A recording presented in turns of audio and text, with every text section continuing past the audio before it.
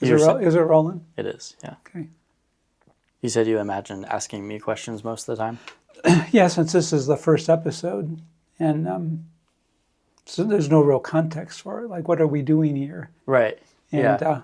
why is it you and me? And sort of what are we talking about? And how do we get here? Yeah. Everything's got a story, How did we right? get here? Yeah. How do we get here? And I guess the one thing I thought would be nice is if we kind of set that stage, because a lot of this story, it's weird, but a lot of this story, you weren't there. I know. I mean, you were there, but Oh, man. you don't have memories of it. Mom and I had a conversation. The whole conversation this morning was she should really be doing the page instead of me, because all of the parents Yeah, asked questions about the hospital. I don't know anything about it. yeah, So I was having to go to her this morning because we were talking about the G-tube. And because I had gotten a comment. I get multiple comments about the G-tube. And I was like, well, I don't even know when I had that surgery or how long I had it or what. So we had to talk about that. yeah. So the whole thing we talked about this morning was just all of her experience. And I was like, well, I need to interview you on the channel. We just need to have you Yeah, go for it. So because your parents, they were there and we were there, and right. the good grandparents were there. Yeah.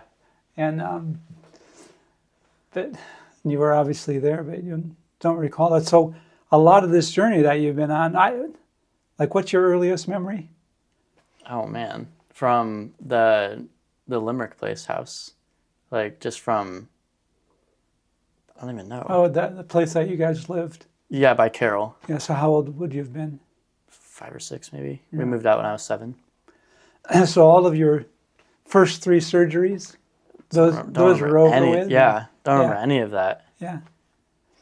Yeah. And so the parents were there, and the grandparents were there, and we're living through that. Right. And then was it the second surgery where you got sick then? Got the flu and. Oh, I think was it the second one? Yeah, and anyway, you were still being fed through the feeding tube. Mm-hmm. So you were getting fed whether you were sick or not. Yeah. And can you imagine having the flu and having someone force feed you?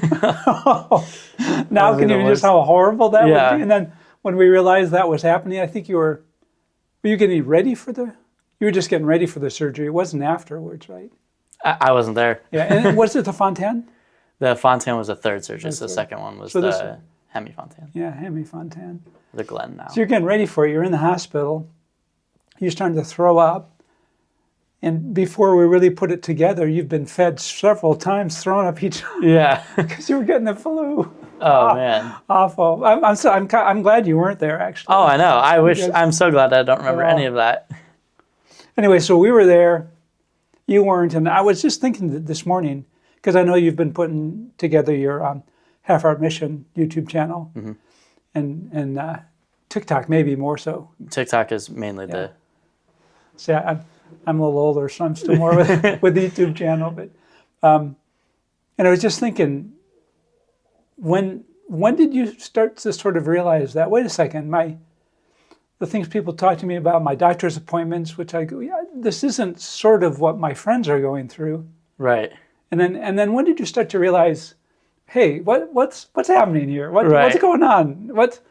What's different about me that everyone sort of. Yeah. The earliest I can recall being like, what is going on? I had an episode in the hospital.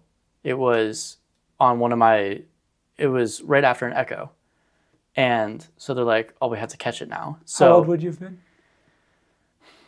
Maybe 10. 10, okay. Yeah. So it was right after they first started happening, because they were like, what are these? And then, because I started having them when I was 9. And then because then I remember being hooked up to every wire imaginable in this room, because they were trying to get the EKG. And it was over before they could even record it. So we got nothing out of that. But I just remember it being so chaotic, because I am being rushed down a hall trying to find a room so that we can hook an EKG up. And that's just like the first thing that comes to mind of being like, well, something about me is different than everyone else. Oh. No one else has to do this. Yeah, because it's like your sister wasn't going through that, or your brother. Or, yeah. It's just and no one you knew. No one you knew.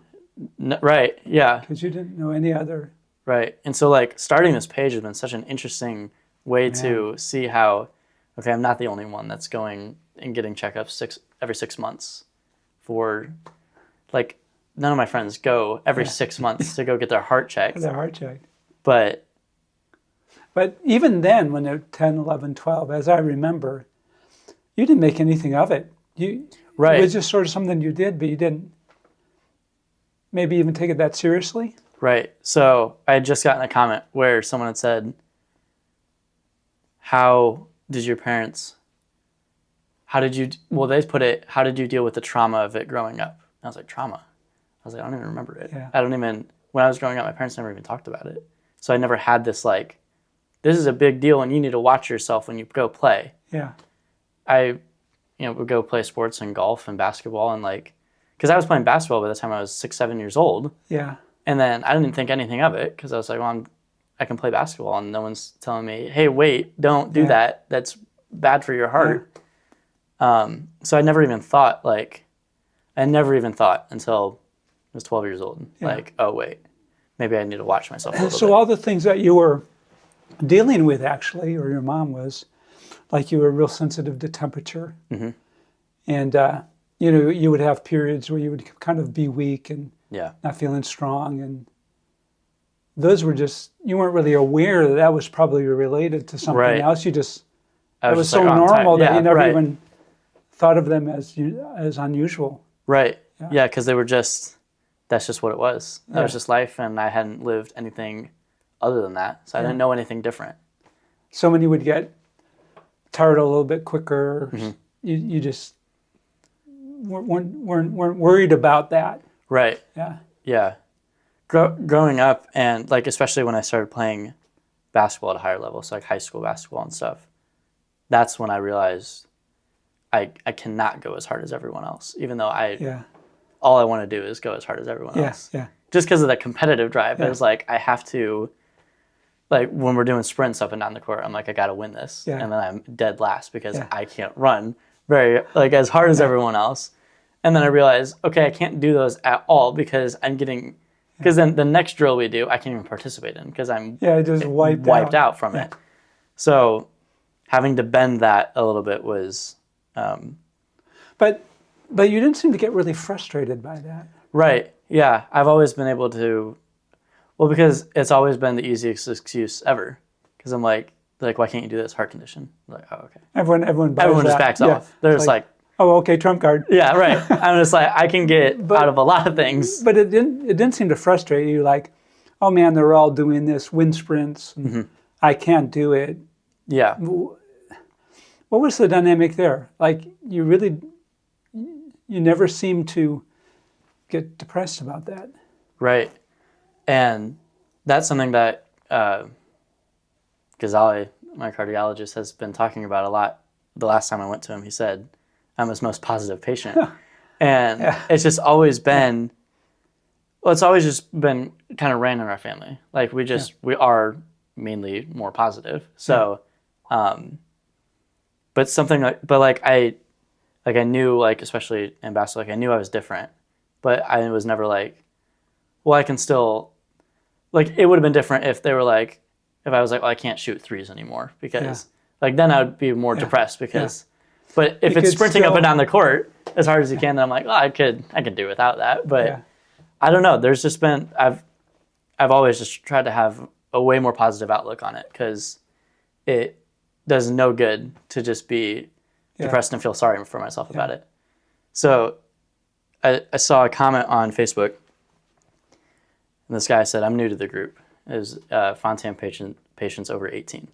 And he said, I'm new to the group. How does everyone feel living with HLHS or the Fontan procedure now? Every single comment was negative. They're like, it sucks sometimes. It's the worst. I can't have XYZ meds. I can't take ibuprofen when I have a headache. I get tired too easily. I can't play with my kids because I get tired too easily. And I was like, that's not how I responded to that comment at all. I'd have been like, there are times where there's struggles, but I'm able to do mostly everything that I've ever wanted to do. Can do roller coasters. Or forms of it. Right. Yeah. But I mean, I've been able to, like, sure, I couldn't play football, but I'm also not built for football. And so like, but I was able to play basketball as hard as I wanted to. And How tall are you? 5'5". So like And how much do you weigh? 120, which is like, it's very small. But like, and like putting on weight is actually very difficult. I figured like, I mean, there's a lot more things I could be doing, but it's also takes twice the work to try to build muscle. And like when I go and work out, it takes me so much longer to see results because, I mean, the way I'm eating could affect it, but I've also been eating, very well and a lot of protein recently, and like nothing's happening because it's, because my heart is trying to work twice as hard to just keep the blood going everywhere. So That reminds me of when you were 10, 11, 12. We were taking you to therapy to try to increase the strength in your arms and your hands yeah, because you've always been weak upper body wise. And I remember the first time your parents were busy, and so I took you to the appointment. And I was kind of shocked actually at just the simple things you couldn't do, right. like to tie your shoe, Yeah. or just to pull that was Oh my goodness. I mean, it was, like kind of ounce weights that were challenging to you, and the way you take the easiest stretchy band and you couldn't pull it all the way to your chest. Yeah. I just Oh, man, I I was remember sort all of that. shocked actually. Yeah. Because I guess well all the procedures, since they're open heart procedures, they cut right through the core, Right. chest walls and the muscles. And Yeah. what have you heard about that? Everyone. So I just recently posted a workout video, Oh. and all of the comments were very like, I've been told I've never been able to lift weights. My daughter's been told to never weight lift. I was like, I was never told any of that. Because Ghazali has always been like, he has always left it up to us. He's given us like caution, but he's been like, you do what, Ghazali's your heart doctor. correct, yeah. And so he's like, you do. Not the surgeon, but Right, like Cardiologist, cardiologist, yeah. And so he's always left it up to me for the most part. He's like, if weightlifting if it's too strenuous on your chest, then you stop. But if you feel comfortable and good the whole time, but he's like, I have no problem with it. Are you able to see increased weights that you're able to lift over time? Or Yeah. So when I played basketball, I was really into weightlifting, like while I was doing a bunch of cardio. So I was able to, I mean, I'm kind of taking a break since, because I've just been doing so much cardio with pickleball. Yeah. But when I was playing basketball, I was in the gym. I was lifting weights every day. And that's when I saw like the biggest leaps, and like I was actually able to go from curling 10 pounds to 25. Wow. And that was over the course of like a year or whatever. Like it took a while, but like now we're back down to 20. Yeah. But like Well, it's been I- so interesting.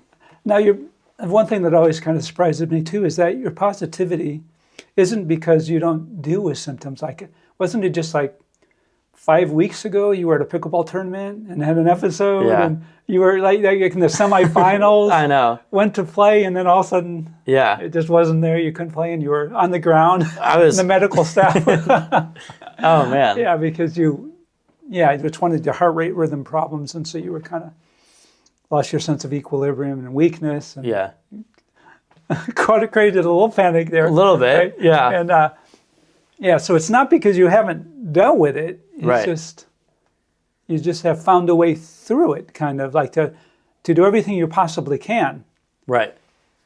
It's interesting that you bring up. I'm glad you brought up the Cincinnati tournament, because it was that day where I was like, I was like, people want to hear about this. And they want to know. And that was on the car ride back. I was thinking, how do I get this out to people? And that's when I had the idea to start this whole thing. The half-hour mission. Yeah, it was that day. Yeah. It was after. It was after we'd played 5 or 6 matches, and I felt great. And then I went down, and I was like, feel awful. Finally stimulated the vagus nerve, got rid of it. Played a quarterfinal match, won the quarterfinal match, Oh man. moved to the semis. Yeah, oh. And I'm like, okay, I'm feeling good now. We're good. We get out there, and like everything is gone. Like just all my energy just wasted. Oh. Like I was so dizzy Oh. I couldn't see the ball. I think And I that's was when like, your mom called us and said, "Hey, is that a tournament?" yeah, and like it was a bad dream. Like it literally felt like a bad dream that I've had. I was like, big tournament. I'm at a big stage in the tournament, and I'm laying on the ground, and like there's a bunch of people watching, and like everyone's concerned. You lay on the ground. Yeah, and I'm Oh like, man. and I wanted no one to talk to me because I was Yeah. like, I know what's happening, and then I'm trying to explain it to 5 people. Yeah. I was like, no, I don't need to go to a hospital. Don't take me to your medical tent. Yeah. Well, I've been through this before. Because I Yeah. know what's going to happen, and I don't want to go to the ER right now because Yeah. they're just going to make a big deal out of it, and it's not. And I mean, well, it is, but You're going to be confused, and the doctors won't be aware of HLHS. And, right. And, There is actually yeah. the Cincinnati Children's Hospital is actually a huge advocate for HLHS, so they do have. Yeah. So it actually been a good place to go, but I knew what it was, and once it was over, I was like, oh, I could go play my next match. And everyone's like, no, you're done. And I was Yeah. like, maybe I'm tired. Oh So, man. it was just Oh. But it, all of your surgeries were at the University of Michigan, right? And Correct. was it Dr. Beauvais? Mm-hmm. Yeah. I think he's since retired. But anyway, so when you came back from that tournament and then started Half Hour Mission, and then just the response you got was so quick and so large. yeah, And so you're talking a lot about your experiences and the surgeries and sort of life with HLHS. Mm-hmm. And so I'm your grandfather. Mm-hmm. And so you and I have been talking from time to time. And as you've gotten older, how old are you now? 20. We'll be 21 in like a few weeks. Yeah, cool. So as you've gotten older, so now it's not just the life questions and the lifestyle questions and the exercise Right. questions, but now it's sort of like the big questions. Yeah, Like why did this happen, and yeah, how what are what sort of the big metaphysical questions of existence and why am I here and Right. and stuff.